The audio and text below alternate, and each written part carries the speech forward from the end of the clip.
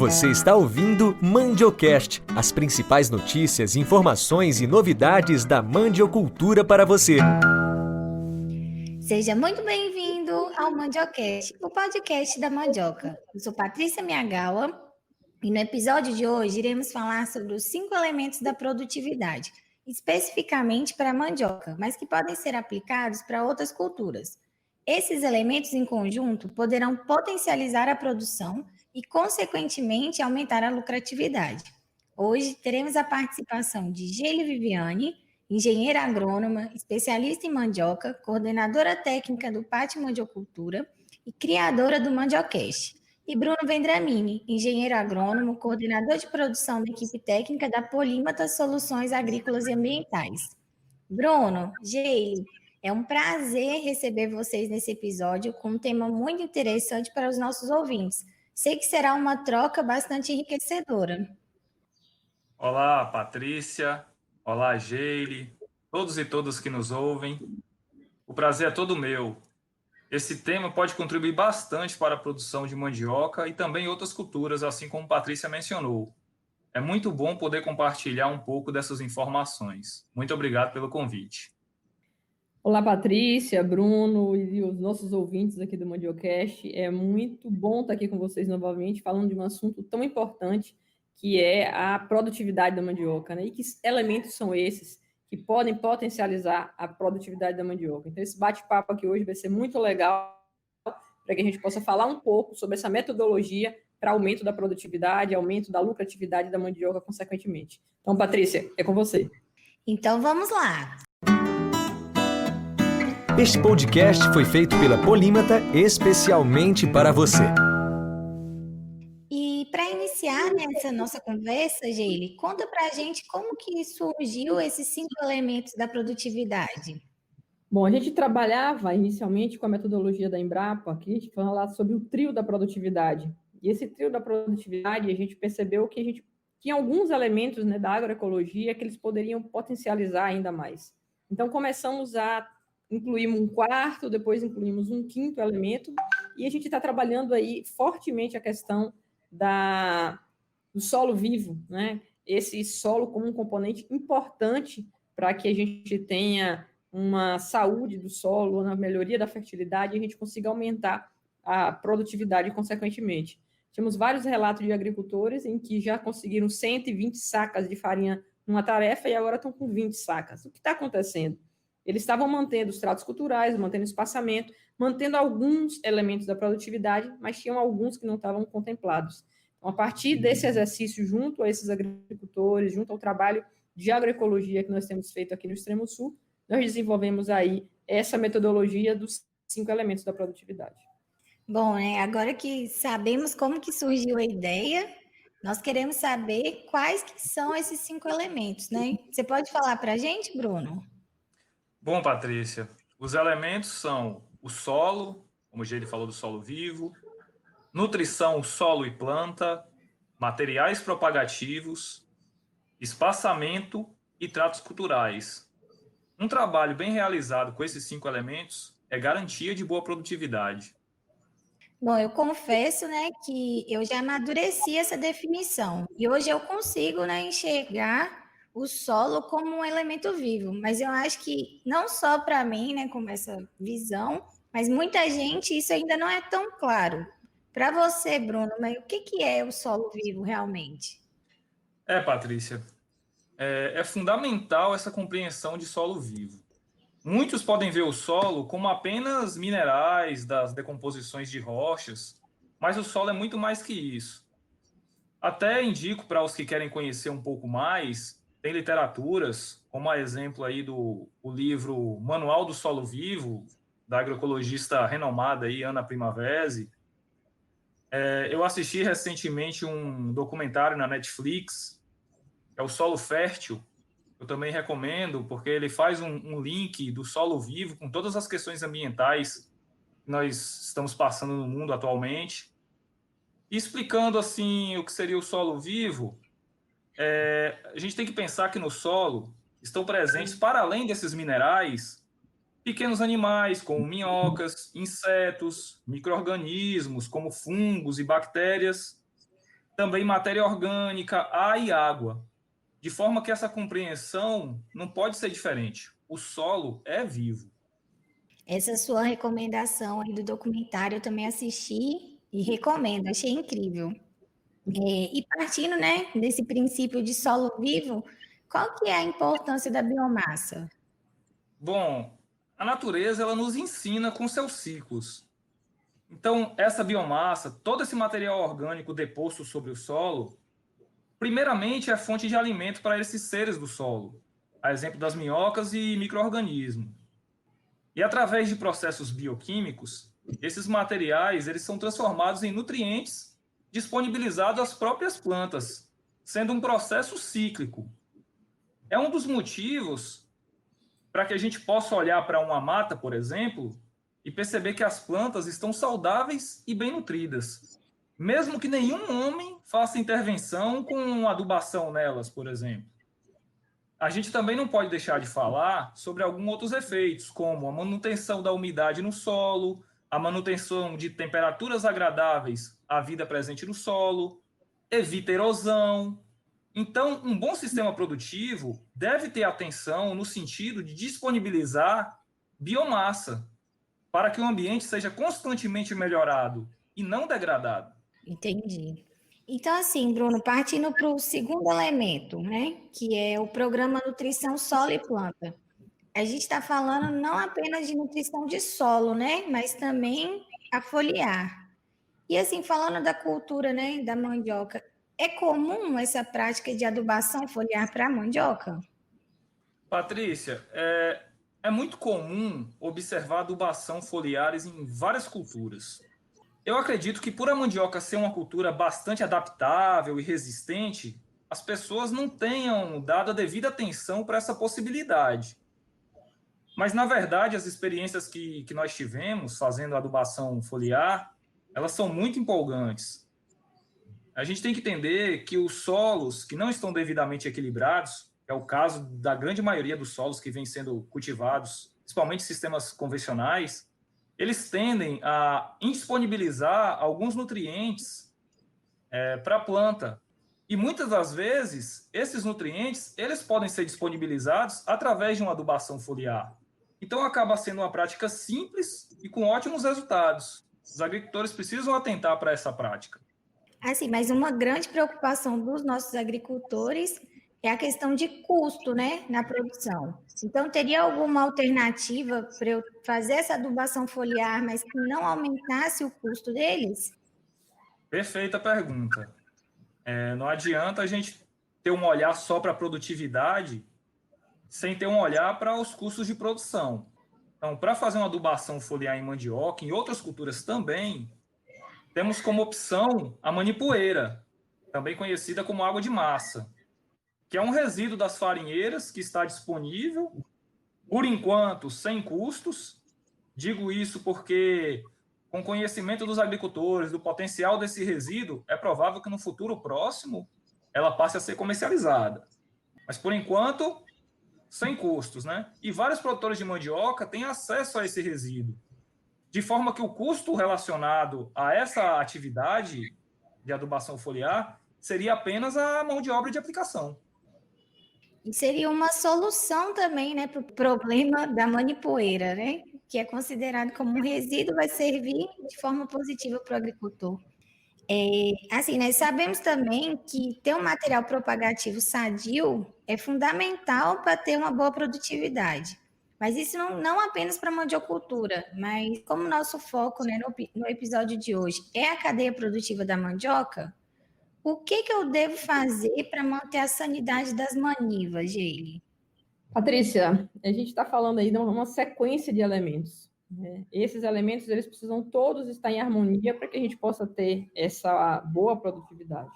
O material propagativo da mandioca, muitas vezes as pessoas só conhecem a maniva, mas existem outros, né? Existe a muda, existe a mini estaca, existem outros materiais que estão sendo desenvolvidos para que a gente possa melhorar a qualidade dessa material, a sanidade dele, para que ele esteja sadio. Existe muita propagação de doenças na mandioca pelo material propagativo, por essa maniva contaminada. Então, é necessário que a gente tenha uma fonte né, de manivas que tenham garantia de que ela está limpa, garantia que ela está sadia. Então, a gente tem o programa Reniva da Embrapa, e a gente está trabalhando em conjunto com eles, onde todo esse cuidado, né, de fazer exames para saber se aquela variedade está com algum problema, está com alguma doença, algum vírus, ele é feito para que só assim, garantida a sanidade, esse material seja multiplicado.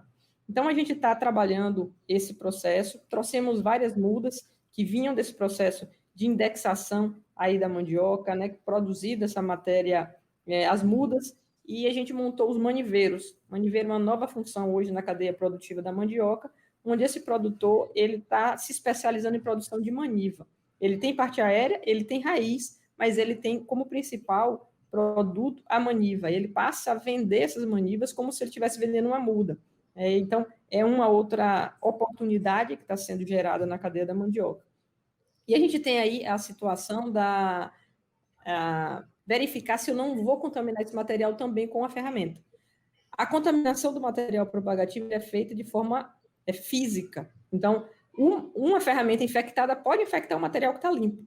Eu preciso fazer também o uso de uma solução de desinfecção para que essas ferramentas, ou eu utilizo uma ferramenta nova, que nunca foi utilizada na mandioca, foi comprada exatamente para trabalhar esse material, ou eu vou precisar fazer essa solução de desinfecção, limpar todas as ferramentas para que eu tenha garantia de que eu não estou transmitindo nenhum tipo de doença para o material que eu tenho certeza que ele é sadio.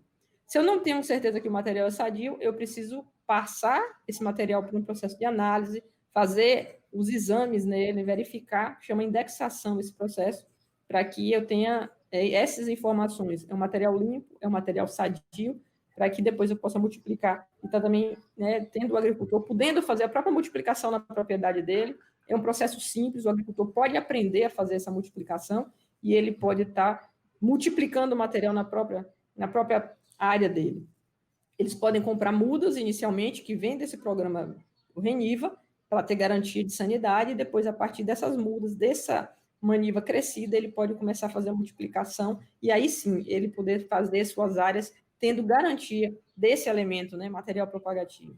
Eu queria também falar para vocês, tem muito material importante sobre material propagativo, a gente está fazendo vários vídeos, vários trabalhos para poder mostrar ao agricultor todo esse potencial que ele pode estar utilizando no processo de profissionalização da cadeia da mandioca e também fazendo com que ele possa implantar os 5 elementos. É possível hoje você buscar um material propagativo de qualidade e que você tenha segurança. Não, Geile, então, continuando sobre material propagativo, né? Fala para a gente quais são as tecnologias que vêm sendo utilizadas. Então, hoje a gente tem, além da maniva, a muda, tem a mini estaca, e também está sendo desenvolvido pela Embrapa uma semente de mandioca, né, chama Mandi Plus. Esse material está em processo ainda de desenvolvimento, mas a muda e a mini estaca já é uma realidade. Nós já testamos as duas tecnologias, né, a gente implantou 20 maniveiros no extremo sul da Bahia, já a partir de muda, e agora a gente já teve um maniveiro que foi implantado a partir de mini estaca, vimos o resultado, de fato, pode ser feito, a gente recebeu uma caixa de sapato, dentro dessa caixa tinha 255 mudas, foi muito engraçado. Quando a gente chegou para o produtor, ele falou assim, aqui seu caminhão de muda. Ele ria, dizia assim, isso não vai dar certo. E aí a gente foi lá, implantou, acompanhou o processo, fez a avaliação final, e a gente vê que dá certo sim, é uma nova forma de produzir, porque facilita a logística, né? Você conseguir em um pequeno espaço, quantidade mais fácil de transportar, você está tendo material de qualidade. Então, isso facilita e favorece esse trabalho de trabalhar, né, a material propagativo de qualidade e também a gente está profissionalizando a cadeia da mandiocultura. Nós estamos hoje já exportando tecnologia, nós já temos empresas buscando o extremo sul para comprar material propagativo, dada a importância e a necessidade que o mercado tem desse produto hoje. Nossa, muito bacana. Bruno, o espaçamento ele é um dos 5 elementos da produtividade, né? E a utilização de fileira dupla é algo que ainda é muito novo para os agricultores. Mas você pode nos dizer qual que é a vantagem e a importância da utilização desse tipo de espaçamento? Olha só, o que acontece é que muitas pessoas acham que ao plantar em fileira dupla, nós estamos reduzindo o número de plantas por hectare. Só que não é bem assim. Se a gente pensar, por exemplo, num espaçamento 1 por 1, que é um espaçamento comumente utilizado aqui na nossa região, em fileira simples, nós vamos ter um stand aí de 10 mil plantas por hectare. Se a gente utilizar um espaçamento em fileira dupla de, por exemplo, 2 metros entre as fileiras e 60 por 60 centímetros entre as plantas, a gente teria um stand de plantas de 12.820 plantas. Ou seja, a gente teria um aumento de 2.820 plantas por hectare. Esse espaço que ficaria, vamos colocar assim, reduzido entre as plantas, ele é compensado nas ruas. Então, as plantas conseguem crescer para as ruas. Outra questão interessante, que passa a ser uma vantagem, é que essas ruas, nelas fica um espaço onde você pode aumentar o plantio e ter mais diversidade na área. Então, plantar outras culturas. Inclusive, aí nossa recomendação é que sejam pensadas culturas para suprir o sistema de biomassa. Então, dar mais biomassa ao sistema. Aí, no próximo ciclo, o agricultor pode plantar onde era a rua e plantar essas culturas de biomassa onde estavam as plantas, criando uma espécie de rotação de culturas, tornando esse sistema mais produtivo, porque você vai estar suprindo ele de biomassa. Então, essa, para mim, aí é um dos grandes segredinhos da questão do espaçamento. É interessante também essa questão aí do espaçamento, porque a gente tem um agricultor que tem áreas pequenas e ele não pode dispor de outras áreas. Ele tem aquela área para produzir.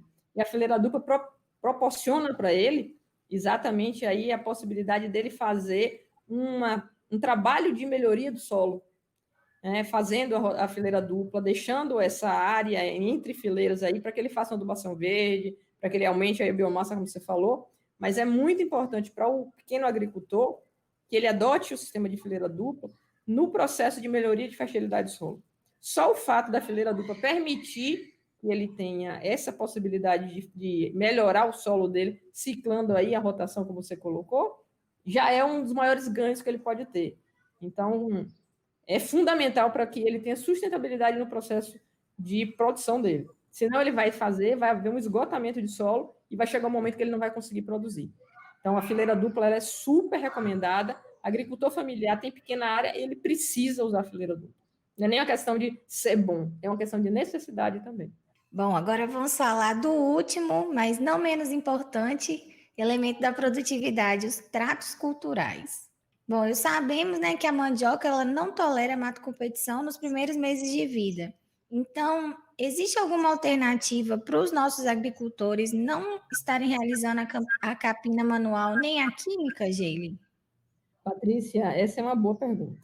A gente tem visto aí muitos agricultores fazendo capina química, reclama da capina manual, que de fato ela é penosa e aumenta muito o custo de produção. A gente vê aí em torno de 15% do custo de produção aí ligado à capina, então é realmente expressivo. E a gente precisa ter alternativas.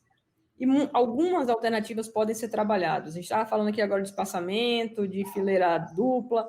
Então, a gente pode mexer no espaçamento para que a gente consiga que a mandioca feche mais rápido e eu precise de menos capina. A gente pode aumentar o teor de biomassa, né? Cobrir esse solo, não deixar o solo coberto. É uma outra alternativa. Então, quem tem uma farinheira que tem a raspa da mandioca, não dê a raspa da mandioca para quem chega na sua farinheira pedindo. Use a raspa da mandioca na adubação da sua área, né? Cobrindo o solo, diminuindo a capina, é menos custo para você e aumenta aí a biomassa. Também você pode usar a produção de biomassa na própria área. Você plantar para você podar e estar utilizando aí essa biomassa, cobrindo o solo para diminuir capina. Então, existem, sim, várias estratégias que o agricultor pode utilizar para que ele saia de comprar o herbicida, porque para ele fazer a capina química, ele tem que gastar. Ele compra o herbicida.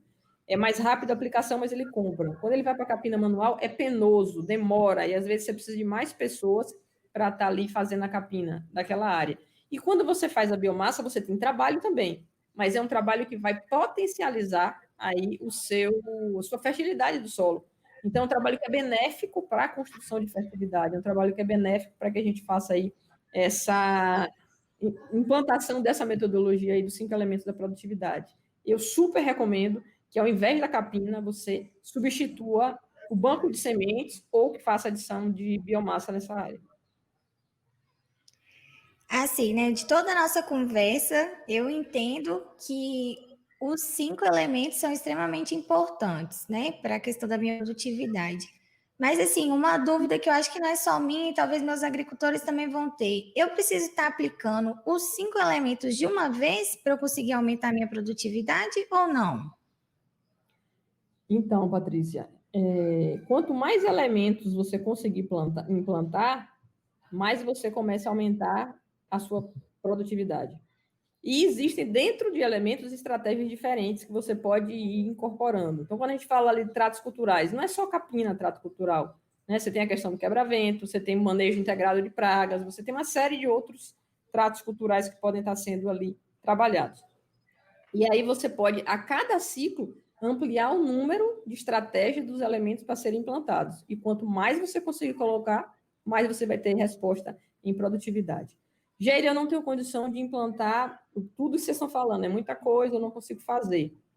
Comece com o que você pode, comece com o que você tem, mas comece nessa direção e aumente a cada ciclo. A cada ciclo, se você não tem condição de ter o material propagativo limpo agora, plante com o material que você tem, mas comece a adicionar biomassa, comece a fazer adubação, pode estar ampliando o programa de adubação de solo e planta, você pode começar a cuidar do seu solo, em vez de você matar a microbiota do solo, você trabalhar a favor dela. Então, dá para você ir começar a trabalhar até que você consiga chegar a implantar todos os 5 elementos em sua plenitude. Então, o que a gente precisa é olhar para o agricultor e dizer, direcione. A sua direção é usar os 5.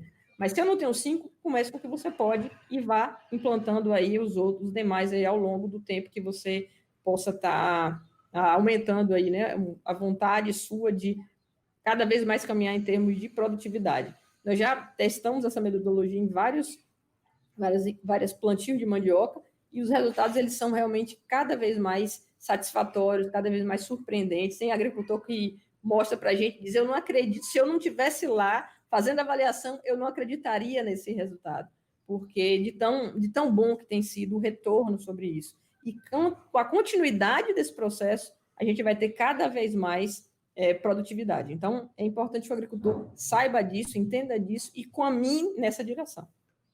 Eu sei que vocês utilizaram dinâmicas para fazer o repasse dessas informações para os agricultores, né? Você pode falar um pouco para a gente, Bruno, como é que funcionou? Olha, as oficinas que realizamos, elas são momentos onde nós temos assim, a oportunidade de trocar bastante experiência com os agricultores.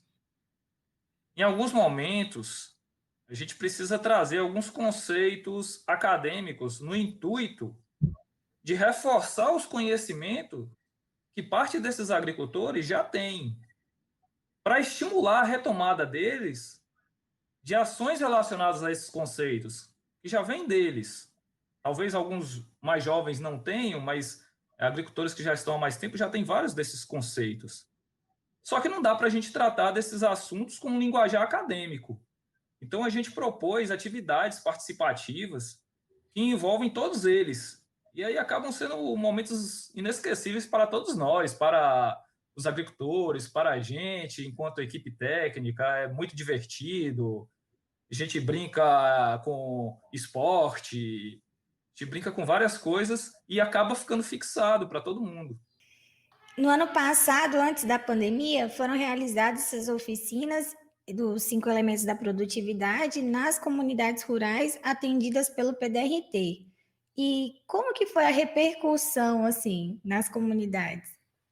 Olha, eram dias em que a gente ficava muito contente com o que a gente estava ali fazendo junto com eles, né? Era muita felicidade, o envolvimento deles, a forma leve como o processo foi passado, cada elemento sendo trabalhado, essas dinâmicas aí que o Bruno bem colocou, né, sendo trabalhadas na linguagem do agricultor, né, falando com ele, mostrando para ele cada um desses elementos e o que isso impacta na produtividade dele. Então, assim, foi um momento muito rico com essas famílias e a gente está buscando, né, está levando isso para mais comunidades. Esse ano era para ter feito em muitas comunidades, mas a pandemia não permitiu a gente estar indo a campo fazer. Mas é uma oficina de 6 horas, a gente tem aí a parte da manhã, a parte da tarde, para estar fazendo discussão dos 5 elementos, e também depois tem um momento prático de botar isso em campo, de fazer isso na prática e o grupo acompanhar. Alguns lugares onde a gente conseguiu implantar, os agricultores falavam para mim assim, que eles iam para a roça e ficavam contemplando, né, a área que foi plantada do jeito deles com relação à área que foi implantado os 5 elementos, e a diferença era muito grande.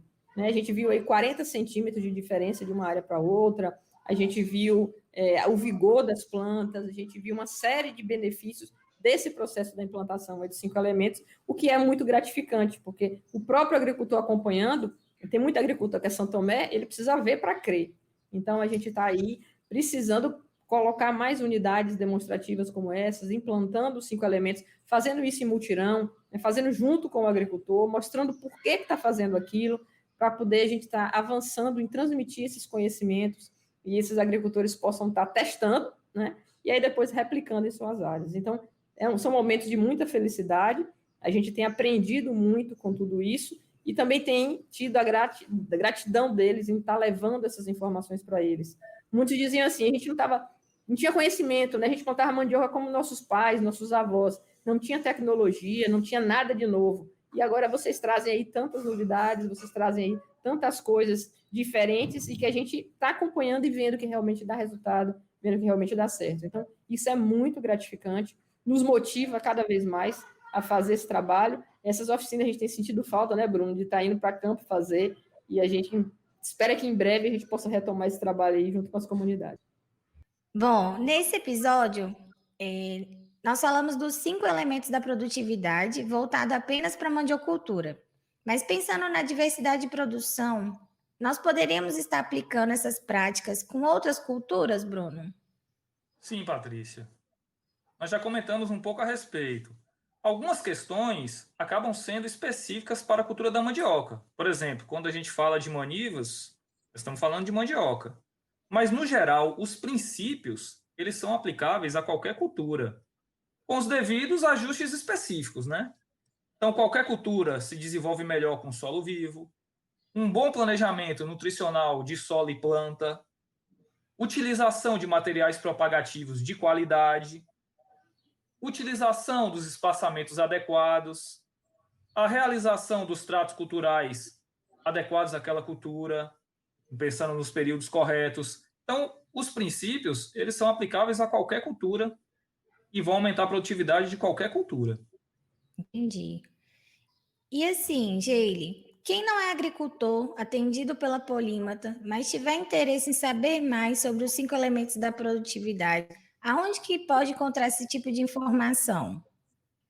Bom, a gente tem feito também uma série de vídeos curtos que estão no canal do YouTube da Polímata, falando sobre os 5 elementos da produtividade. Lá a gente dá alguns exemplos, a gente mostra algumas questões que o agricultor também pode estar aprendendo um pouco mais. Então, pode ir lá acompanhar o que a gente está disponibilizando de material no canal do YouTube, e se tiver alguma dúvida, pode entrar em contato com a gente, pode mandar alguma mensagem também no nosso site, também tem um material sobre os 5 elementos da produtividade, a gente está deixando lá um PDF falando sobre esses 5 elementos, e a gente pode estar ajudando, né, dando algum suporte a algum agricultor que tem alguma dúvida, mesmo acessando esse material. Então, a gente está aqui à disposição para ajudar com que essa metodologia possa avançar e chegar também a outros agricultores. Bom, Geile, Bruno, eu agradeço a troca em mais esse episódio. Espero encontrar vocês em breve.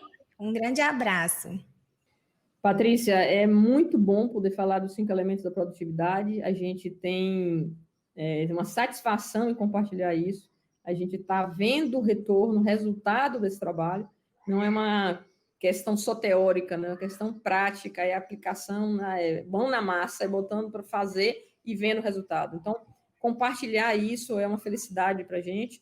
Nós queremos ver a mandiocultura em outro estágio, a gente quer ver a mandiocultura na Bahia ela aumentar a produtividade, a gente vê a Bahia como um dos estados com menor produtividade no Brasil, e a gente quer mudar, contribuir, né, com a mudança dessa realidade. Existem também outras instituições também trabalhando para isso, mas a gente também quer ser um desses atores nesse processo, ajudar o agricultor a ver potencial na mandioca, tanto do ponto de vista de produtividade, como de diversificação do uso da mandioca. Então, tem um potencial gigantesco a mandioca para ser trabalhado. Eu sou suspeita em falar porque eu sou apaixonada pela mandioca, mas a gente vê de fato, no agricultor, a felicidade dele, né? A gente tem um agricultor que chegou a 89 toneladas de mandioca utilizando esses 5 elementos, utilizando práticas agroecológicas, como a gente prega dentro dessa metodologia dos 5 elementos. Então, isso é um resultado que nos dá satisfação e que a gente quer irradiar esse conhecimento. Então, é um prazer estar aqui com vocês no Mandiocast, agradecer mais uma vez e dizer a você, agricultor, a você que está nos ouvindo, que tem como, sim, aumentar a produtividade da mandioca de uma forma sustentável. É isso que a metodologia dos 5 elementos tem trazido para os nossos agricultores. Bom, novamente eu agradeço o convite. Fico muito feliz em poder contribuir e fazer parte desse processo. Espero que você, agricultor e agricultora, sintam-se estimulados a colocar esses elementos discutidos em prática, de acordo com sua realidade, é claro, e que nos ajude também a pensar no desenvolvimento da mandiocultura, que é uma cultura incrível, uma cultura realmente mágica. Obrigado. Então, este foi mais um episódio sobre o Mandiocast. Espero lhe encontrar no próximo e os temas têm sido imperdíveis. E tem um recadinho para você que está nos ouvindo. Se tiver uma dúvida, uma pergunta, quiser participar aqui conosco, você é super bem-vindo. Nos mande sua mensagem pelo WhatsApp 73988611631 ou no e-mail contato@polimatasoluções.com. Essas e outras informações, acompanhe conosco pelas redes sociais @PolimataSoluções ou pelo nosso site www.polimatasoluções.com.